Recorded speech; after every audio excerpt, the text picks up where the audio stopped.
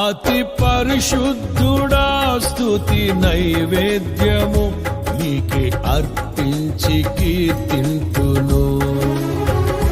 నీవు నా పక్షమై నన్ను దీవించగా, నీవు నా తోడువై నన్ను నడిపించగా, జీవింతును నీ కోసమే ఆశ్రయమైన నా యేసయ్యా.